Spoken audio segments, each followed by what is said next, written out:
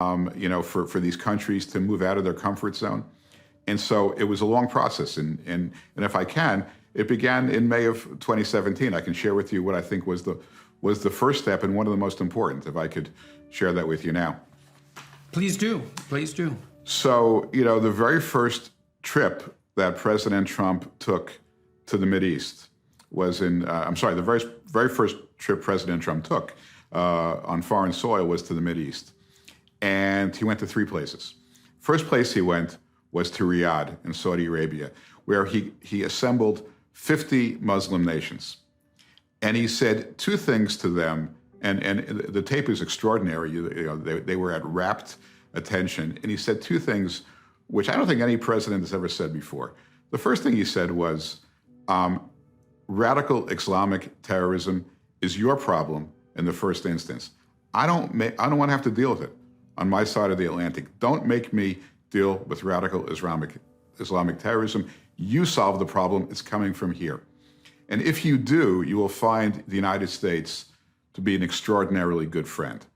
Okay, that was the first thing he said. And a lot of people listened to it, and a lot of people acted on it. The second thing he said is, for those of you still wasting your time thinking that Israel is going to be wiped off the map or they're not going to exist, you're wasting your time. Forget about it. It's never going to happen. Okay, Israel, you should be seeking to emulate, Israel as an economy, as a power, as a democracy. This is a solution. This is a solution in the Middle East. It's not a problem. And those of you who still think it's a problem and think somehow you're gonna shortchange Israel or get it to go away or push it into the sea, it's a pipe dream. You're wasting your time. It'll never happen, and it's inconsistent with the relationship with the United States. He said those two things, and let me tell you, at the time, we couldn't tell you how far that would go. But now looking back from in hindsight, boy, was that an important speech. And he doesn't get any of the credit he deserves for it, but boy, was that important. The next thing he does, because he flies directly to Tel Aviv. Now, they told him, Mr. President, we have to stop in Amman. Why? Because you can't fly from Riyadh to Tel Aviv. The Saudis won't let. And the president says, I just spent 2 days with the king. He's making me stop in Amman. He's making me kind of go out of my way just for some symbolic gesture. Tell him I want to fly straight from Riyadh to Tel Aviv. And of course, when he made that request, it was granted. And this was the first flight ever from Riyadh to Tel Aviv. Biden's making a big deal now that he's flying straight to Saudi Arabia from Tel Aviv. The president of the United States under Trump did it 5 years ago. Okay, so then he comes to Israel. Where does he go? He does something no president has ever done before. He goes to the Western Wall. He's the only sitting president to go to the Western Wall. Why is that important? Because, presidents used to like to come to Israel and go to Yad Vashem, which is the Holocaust Memorial. Yad Vashem is an extraordinary place. It's one of the most stirring places on earth. But Yad Vashem is not the state of Israel. Yad Vashem is not the DNA of the state of Israel. The DNA of the state of Israel is the Western Wall, is the Temple Mount. This is what connects the Jewish people to their 4,000-year-old history. At the Western Wall, you see Mount Moriah, where Abraham bound Isaac. You have the two temples. This is the place where Jews have prayed for 2,000 years to be returned. Well, Trump went there. The only sitting president ever to visit the Western Wall. Biden wouldn't go. I mean, he was too timid. He reverted to that, that kind of stale, sense of even-handedness. He wouldn't go. So the president goes to the Western Wall, and he gave an incredible speech in Israel, again, recognizing not just that the Jewish people have suffered, which of course Jews have suffered throughout history, but they did more than suffer. They built something. They restored their people to the land of Israel, fulfilling not vengeance for the Holocaust, but fulfilling a 2,000-year-old dream, unfulfilled dream of the Jewish people. And then last but not least, he went to the Vatican.